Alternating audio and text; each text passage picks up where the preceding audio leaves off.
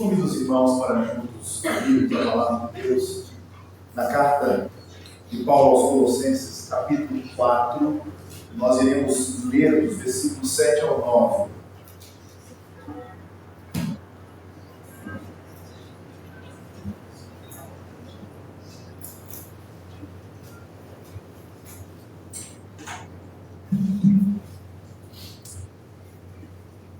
Diz assim a palavra do Senhor: quanto à minha situação, Tíquico, irmão amado e fiel ministro e conservo no Senhor, de tudo vos informará. Eu vos envio com o expresso propósito de vos dar conhecimento da nossa situação e de alentar o vosso coração. Em sua companhia, vos envio Onésimo, o fiel e amado irmão, que é do vosso meio. Eles vos farão saber tudo o que por aqui ocorre. Com base neste texto, nós vamos refletir acerca do poder de Deus através do Evangelho. Vamos refletir sobre vidas totalmente transformadas pelo Senhor Jesus Cristo. Mas antes eu gostava apenas de retratar aqui, ou de contar, uma pequena história que foi retratada por uma famosa autora em 1921, que ela retratou que numa modesta aldeia, num modesto leilão, entre objetos sem muito valor, repousava um violino velho, riscado, já sem brilho, sem uso, e mal valia $3. Na tentativa de vender por um, assim que alguém compra por $1, por $2, mas o leiloeiro já estava prestes a encerrar a venda por $3. Ia bater no martelo e fechar aquela venda por $3. Mas um homem idoso levantou-se daquele leilão, aproximou-se, portanto, e pediu para pegar o instrumento, e ele limpou, e na sequência ele afinou as cordas, e então ele tocou.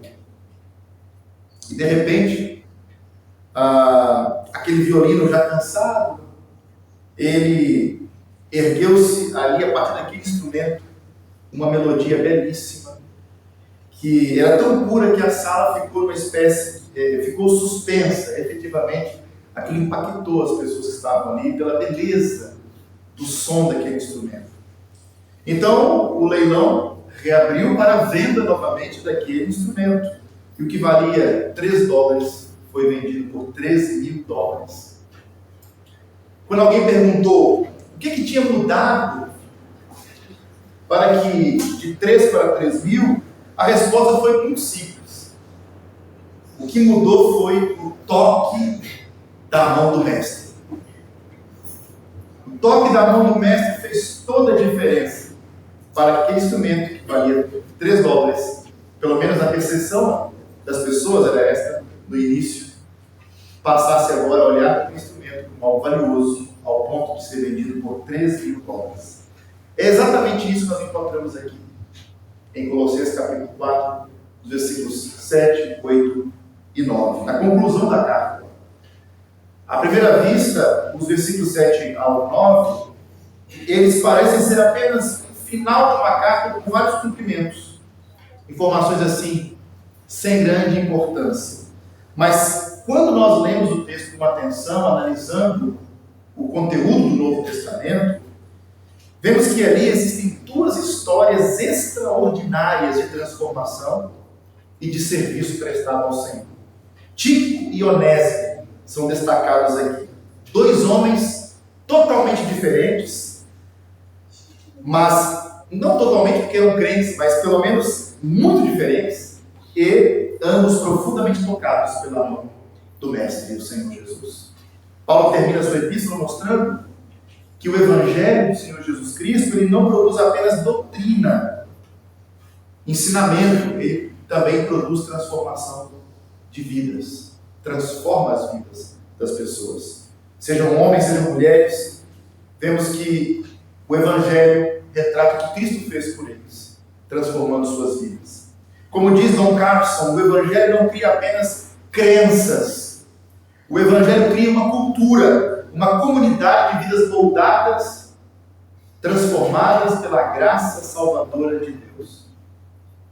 O tema da mensagem que poderíamos aqui enfatizar essa manhã, eu já disse, vidas totalmente transformadas. É isso que encontramos aqui nesses versículos. Vamos começar com o Tíquico. Porque aqui com o Tíquico nós temos uma vida de serviço totalmente dedicada ao Senhor. Note o versículo 7. Quanto à minha situação, Tíquico, irmão amado e fiel ministro, e conservo do Senhor, de tudo vos informará. Este nome, Tíquico, está lá o acento, Tíquico, aparece poucas vezes na Bíblia Sagrada. Vemos ele aparecendo em Atos capítulo 20, versículo 4, em Efésios 6, versículo 21. São poucas as vezes. E nunca ele aparece com um grande destaque. Nunca. Ele não escreveu, parece, em nenhum livro da Bíblia Sagrada. Não temos certeza que escreveu a carta aos Hebreus, mas não parece ter sido o Tíquico. Também não temos informação que ele tenha fundado igrejas ou que pregou sermões. Aliás, não temos nenhum sermão deste homem registrado na Bíblia Sagrada. Mas ele era, como aquilo que os puritanos diziam, muitos puritanos diziam isso, um violino comum nas mãos do mestre. Um instrumento do nosso Deus. E como muitos servos discretos de Deus ao longo da história da fé cristã, do cristianismo bíblico, histórico, nós encontramos aqueles que, de certa forma, são discretos, mas o céu toma nota dessas pessoas. E aparece aqui o nome dele, e não é por acaso. A forma como Paulo descreve Tíquico ensina-nos o que significa viver uma vida de serviço a Cristo, uma vida moldada pelo Senhor Jesus Cristo. Observe aqui as palavras que o apóstolo utiliza. Irmão amado. Primeiro, um irmão amado. Ele era um irmão amado, efetivamente. Era o tipo de cristão cuja presença fortalecia a igreja. Era um verdadeiro aliviador de cargas, alguém que cuidava da vida das pessoas, que tornava a vida das pessoas melhor. Onde ele chegava, transmitia paz.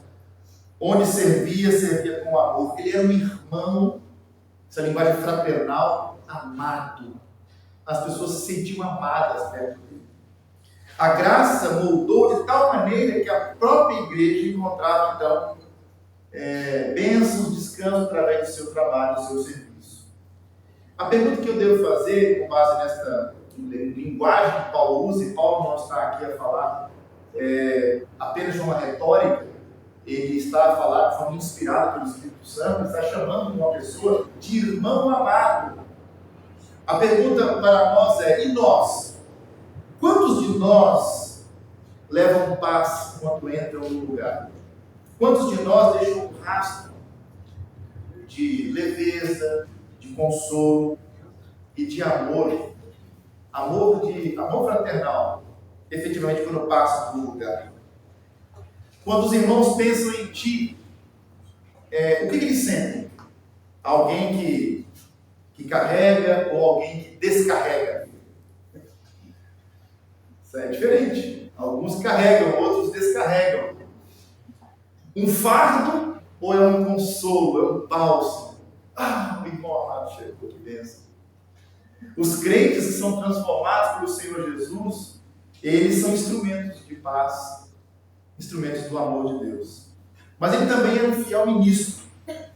Um ministro fiel. Essa expressão aqui, o ministro, diáconos, no texto original, significa servo, significa um assistente, alguém que cumpre de forma diligente a tarefa que o Senhor confiou. E a expressão fiel, então, ele é um servo, um assistente, e ele é um assistente fiel, ele é um ministro fiel, indicando integridade, estabilidade, confiança. Então ele é um ministro fiel. A linguagem que Paulo vai usar eu confio neste homem. Ele é um homem íntegro.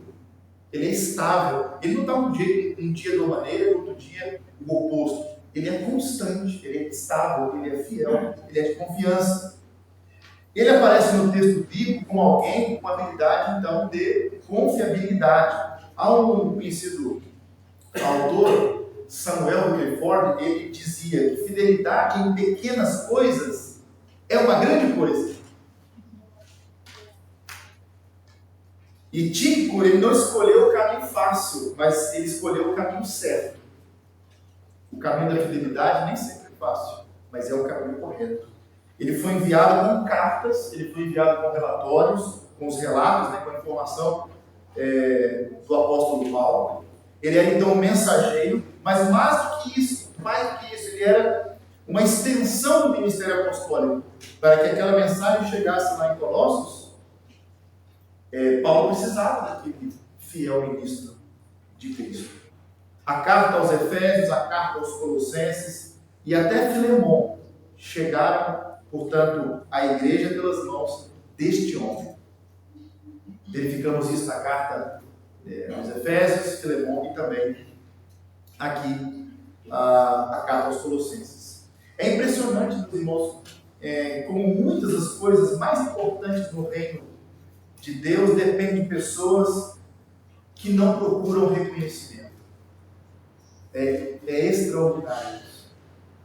Seria muito natural que os mais, talvez, voluntários ou exibidos, ou dedicados pelo menos, para que pudessem aparecer o máximo possível, fossem os mais destacados do reino. Mas, geralmente, são os mais discretos.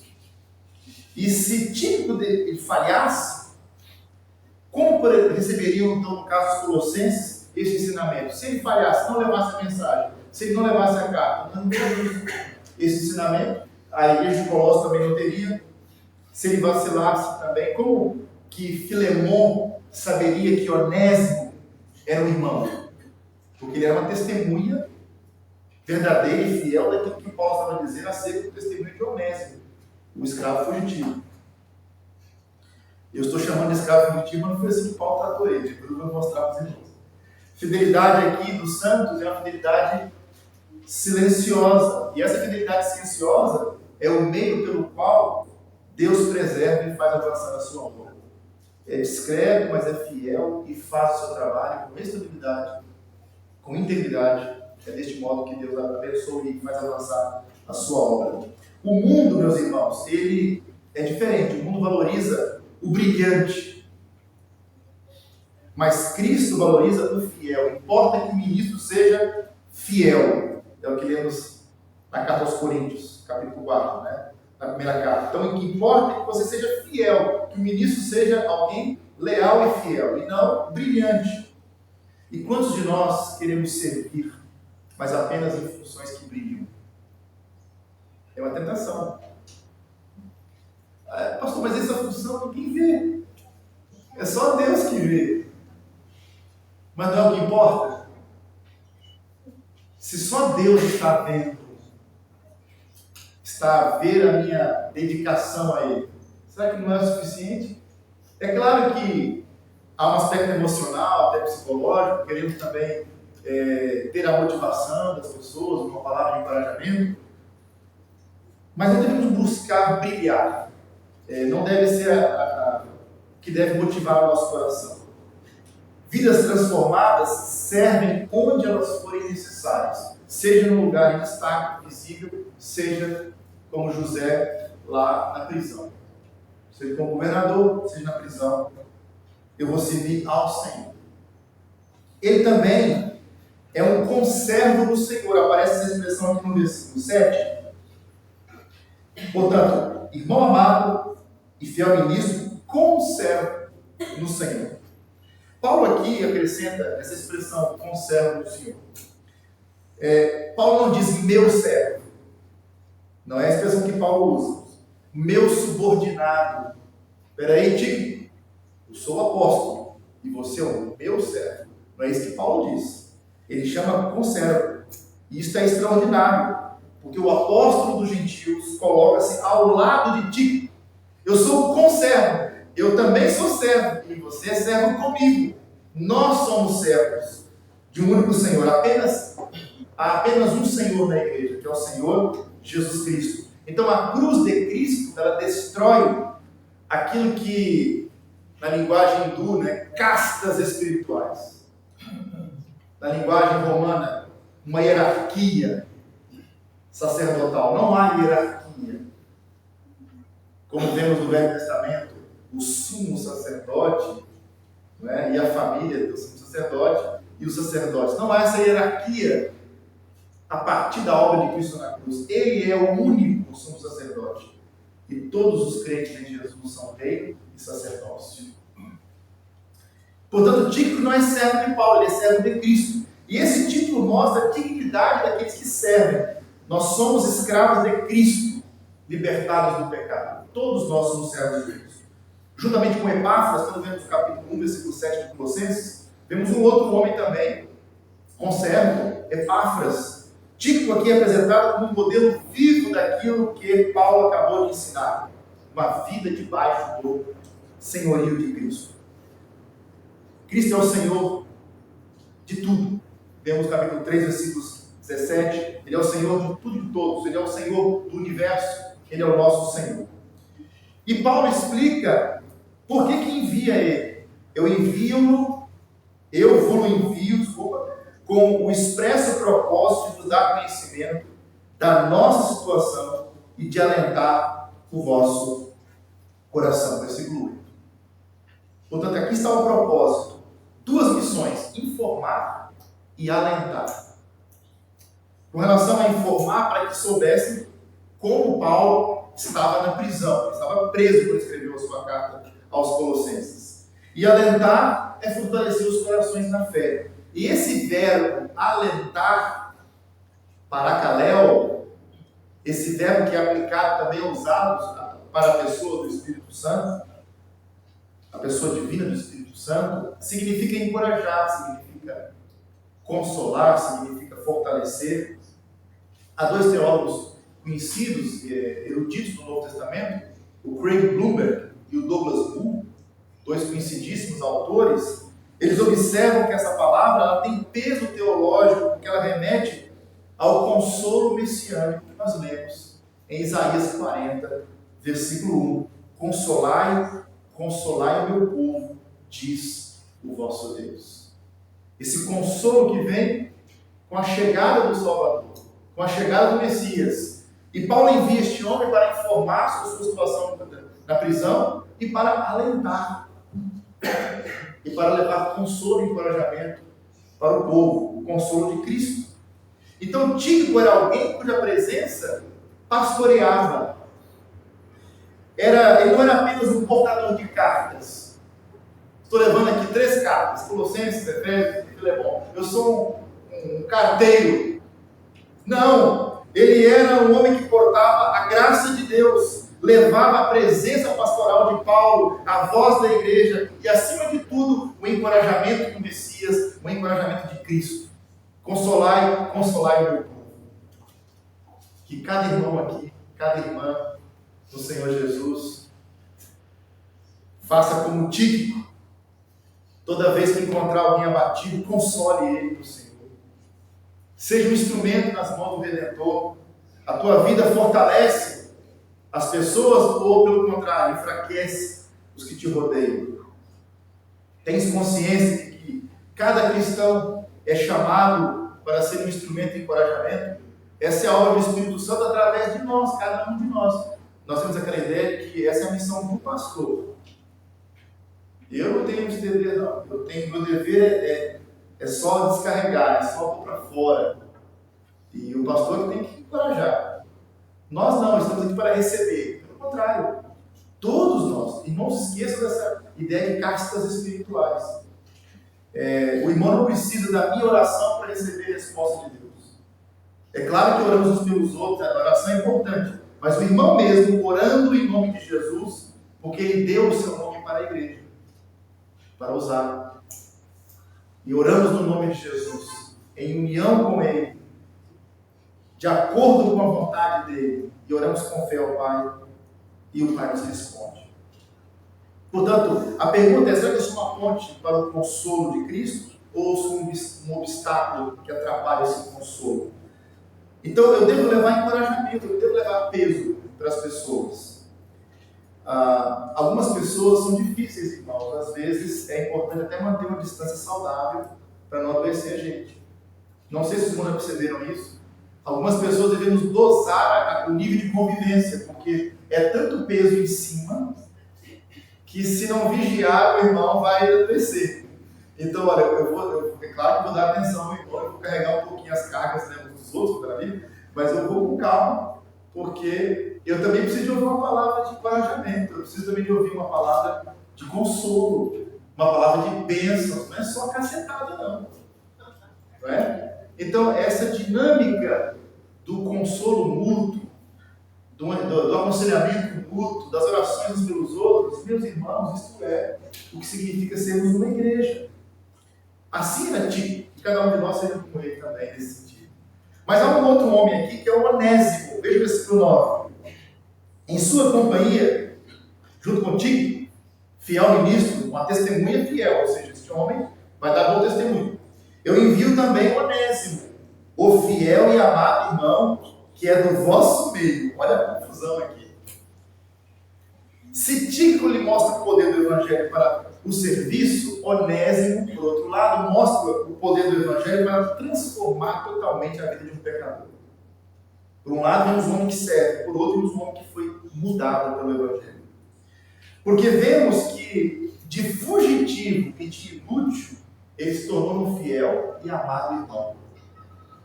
Um de vós, que é, como está aqui na expressão no final do versículo 9, do vosso meio, ou um de vós.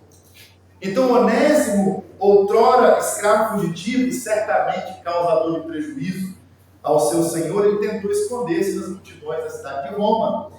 Mas ninguém se esconde de Cristo. Ninguém se esconde de Cristo. Na prisão, talvez foi preso. Aliás, a lei romana era tão severa para escravos fugitivos que, ao ser localizado e identificado, ele era preso. Não se sabe o que ele fez, ele não deveria estar aqui. Não é? Então, ele estava, certo é que na prisão, precisamente onde o mundo só vê fracasso, o que nós vemos numa prisão? Vidas fracassadas. Deus, ele providenciou um encontro e nova vida para ele dentro do presídio.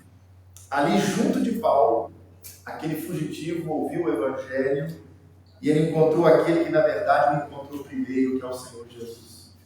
Ele estava fugindo, mas ele foi achado. Aquele que era tido como inútil tornou-se útil. Vemos isso em Filemão, capítulo único, verso 11, versículo 11 da carta de Filemão. Vemos lá que ele era muito útil agora. Ele era inútil, mas ficou útil. E aos olhos de Filemão, que era o senhor dele, era uma perda. Mas Deus transformou isso em salvação. E assim é a obra de Cristo. Transforma fugitivos em filhos, réus em irmãos, inúteis em instrumentos preciosos para Jesus. No versículo 9, Paulo apresenta Onésimo aqui. É interessante, com os mesmos títulos que ele usou para Tíquico: fiel, amado, irmão. 3 títulos. O que ele usou para Tíquico, ele usa também para o escravo fugitivo. Meus irmãos, isso é radical, porque é revolucionário no mundo com 60 milhões de escravos em todo o Império Romano. Paulo não chama ele como eu chamei aqui agora. Paulo não chama ele de ex-fugitivo. Paulo não chama ele de criminoso arrependido. Paulo não chama ele nem de escravo convertido. Não. Ele chama ele o fiel e amado irmão, que é do vosso meio.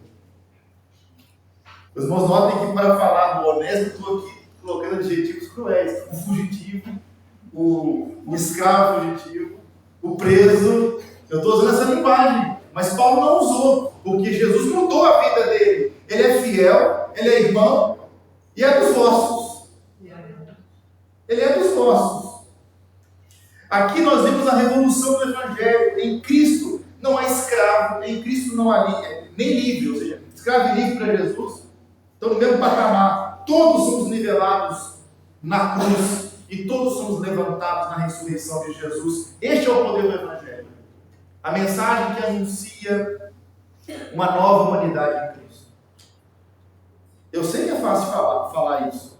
Na prática, às vezes não acontece. Mas Paulo é um exemplo de um cristão fiel, que crê no Evangelho. E ele viu essa mudança na vida de Onésimo. A transformação também de Onésimo é uma transformação que enfrenta o passado. É muito importante entender que há algo mais aqui. Onésimo não fica em Roma. Ele volta a Colossos, ele volta à igreja. Ele volta ao seu senhor Filemão. Ele foge, mas agora ele volta. Ele converteu-se e ele vai reparar o problema. Ele vai buscar reconciliação e vai buscar restituição.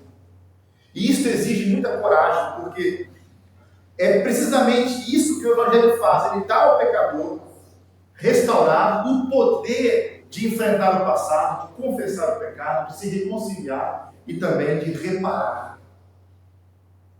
É muito triste, meus irmãos, que as pessoas dizem assim, eu estou arrependido já, e o assunto fica ali, nunca sai dali. Muito orgulho. Mas eu louvo ao Senhor, porque quando Ele salva de verdade, Ele faz essas coisas aqui. Não há dúvidas quando Deus opera no coração. Onésimo, ele volta a Colossos como mensageiro apostólico, lado a lado com Tito, fiel ministro. É fascinante que Paulo coloque ele lado a lado com Tito. É impressionante um crente maduro, um crente estável, como Tito agora tem lado a lado com ele, o Onésimo. Um escravo que fugiu, mas que agora é irmão, fiel, amado. Observe, meus irmãos, que ambos são instrumentos de Cristo. A própria preservação da carta a Filemão, porque se não fosse a carta a Filemão, nós teríamos dificuldade de entender isso, mas a carta de Filemão prova que o pedido de Paulo a Filemão para que recebesse Onésimo de volta, não mais como escravo, mas como irmão. A preservação da carta a Filemão, a carta pastoral, aquela igreja, é a prova de que Filemão recebeu de volta Onésimo como irmão. Onésimo mudou, ele restituiu, serviu, tornou-se útil no reino. E há quem diga que isto é muito raro. Pastor, isso é muito raro. Mas não é. Nós temos uma história inteira testemunhando o poder de Jesus Cristo em transformar as pessoas. É o poder da cruz que transforma pecadores cansados em servos fiéis. Jesus não mudou, irmãos. Ele continua salvando. Há pessoas aqui que, como Onésimo, talvez estão a fugir do passado, do pecado, da vergonha e quem sabe até de Deus. E há pecados que às vezes são varridos para debaixo do tapete, são escondidos, pecados ocultos. Há relacionamentos quebrados que precisam de ser restaurados por Deus. Cristo não apenas Ele te perdoa, Ele também é capaz de transformar completamente a tua vida. Como escreveu um pregador conhecido na América, Joel Bick, teólogo conhecido, Cristo não salva pela metade, Ele transforma totalmente. Ele não apenas garante vida eterna, mas Ele muda a mente, o coração, a vida e as relações das pessoas. Observe o versículo 7 ao 9, que o Evangelho transforma essas relações, porque ao terminar a carta, Paulo aqui exibe não uma teoria. O que Paulo exibe? Uma teoria do Evangelho no final da carta? Ele argumentou teologicamente é melhor dizer, mas ele termina exibindo pessoas que foram transformadas, estão debaixo do senhorio de Cristo, servindo, e pessoas transformadas. Ele exibiu Tito e exibiu Onésimo, um mensageiro fiel, o outro que outrora fugitivo, mas agora irmão amado. Então, neles, nós vemos que aquilo que o Evangelho faz, quando não fica apenas no papel, transforma o serviço e restaura as identidades das pessoas. Observe que a comunidade que cria o Evangelho é uma comunidade assim, onde vemos a transformação do Evangelho nas pessoas. Paulo aqui não trabalha sozinho, note. Paulo é um apóstolo dos gentios, ele não trabalha só, ele confia de irmãos. O Evangelho não produz crentes solitários, ele produz um corpo, ele cria uma comunidade de fiéis, uma congregação. Na igreja, dignidades sociais não valem. O sangue de Cristo é o único lugar que pertence. A cruz, meus irmãos, ela junta efetivamente na mesma mesa Senhor e servo, rico e pobre, culto e simples. É isto que Deus fez lá em Colossos. Filemão, estou mandando de volta aí o Onésimo.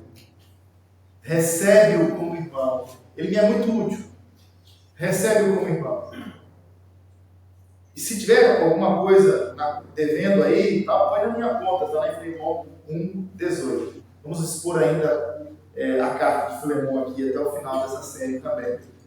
Para entendermos esse contexto da igreja de Colossos. Porque Filemão estava em Colossos. Então Cristo, meus irmãos, é tudo em todos. E não como um slogan, Cristo tudo em todos, mas é uma realidade vivida. Ele realiza essa obra. A palavra também que forma a comunidade, é ela que faz isso. A carta devia ser lida. Vamos verificar isso? Penso eu que está mais para o final da carta. Essa carta deveria ser lida efetivamente na igreja. Versículo 16. E uma vez lida esta epístola perante vós, providenciai para que seja também lida na igreja dos Laodicenses e da dos Laodiceia, lendo-a igualmente perante vós. E eu estou lendo essa carta perante vós aqui também, em Sete Rios, seguindo a ordem do Espírito Santo. Então, Tíquico, ele não leva opinião, ele leva a palavra. Onésimo, ele não leva desculpas. Ah, seu Filemão, tem umas desculpas. Ele levou um testemunho de uma vida transformada. A igreja não vive de discursos, ela vive da Escritura, onde a palavra é ouvida, pecadores são restaurados, fugitivos regressam e servos se tornam irmãos. É isso que a palavra de Deus faz. É aquilo que Martinho Lutero, ele usou uma segunda parte que eu vou citar aqui, que tem a ver com cerveja. A palavra fez tudo, eu não fiz nada. É o que Lutero disse no processo, no período da reforma, naquela perseguição intensa. A única coisa que ele fez foi pregar, foi traduzir a Bíblia e disponibilizar os textos bíblicos na linguagem do povo. A tradução da Escritura, levando essa palavra para que o povo pudesse ouvir e ler e compreender. A palavra faz essa obra. É isso que torna a igreja diferente do mundo. No mundo, o passado define o futuro da pessoa. No mundo, a posição social determina um valor. Ah, chegou aqui a autoridade. Ah, grande homem, grande mulher. As falhas marcam para sempre. Isso é tão triste pelas igrejas. É muito estranho, irmãos. Nós temos um evangelho da graça de Deus, pregamos esse evangelho, anunciamos Cristo. E aí, eu recordo-me disso com muita tristeza. Um irmão tão precioso, fiel, ele é tão maltratado até hoje do pecado que ele cometeu há 35 anos atrás. Ele se arrependeu. Sua família não foi destruída. Ele pediu perdão à igreja, ele foi excluído, foi reintegrado. Ele hoje é um servo totalmente dedicado. E toda vez que ele desafia, eu tenho que dizer isso, não posso dizer muito mais porque senão vai chegar na pessoa, mas toda vez que ele confronta com a ideia de um pastor, o pastor diz, mas eu sei muito bem que você é, malandro, que você fez, que você fez. Aí o indivíduo, na hora, é humilhado pelo seu passado, mesmo arrependido, mesmo com a vida mudada, com testemunho dado, lança-se na cara do passado para sempre. Meus irmãos, Há coisas que desqualificam uma pessoa para ser pastor. Mas um cristão que foi perdoado, que mudou de conduta, que se arrependeu, tem que receber o perdão. Assim como Deus em Cristo nos perdoou. Não faz sentido isso. Colocamos no cativeiro algumas pessoas para sempre. Mas isso é o mundo que faz. A utilidade decide quem é aceito no mundo. Mas no reino de Cristo é diferente. O Evangelho redefine a identidade. Quem eu sou em Cristo agora. A cruz une pessoas diferentes. A graça restaura histórias de vidas quebradas. E a cruz, e Cristo, né? Tudo em todos, como diz o texto de Colossenses, capítulo 3, versículo 11.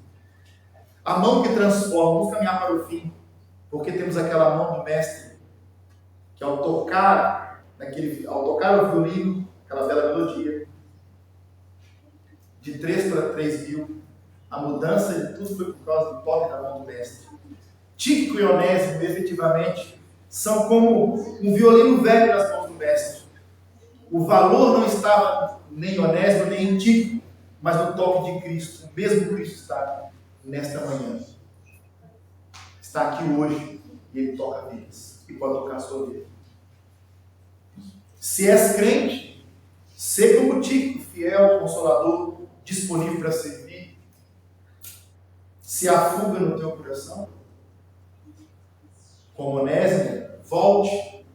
A graça de Deus ela recebe, ela perdoa e ela reconcilia. Se ainda não conhece Cristo, se o irmão está a lidar com alguém assim, leve essa mensagem. Ele não te devolve o passado, ele dá uma nova história, que apaga o passado, ajusta o presente e garante o futuro. É isso que Jesus faz. Há vidas cansadas, talvez aqui tenham vidas cansadas nessa manhã. Histórias marcadas, identidades frágeis, mas Cristo Ele toca e Ele muda tudo quando Ele toca. Ele transforma inúteis em úteis, fugitivos em irmãos, pecadores em família.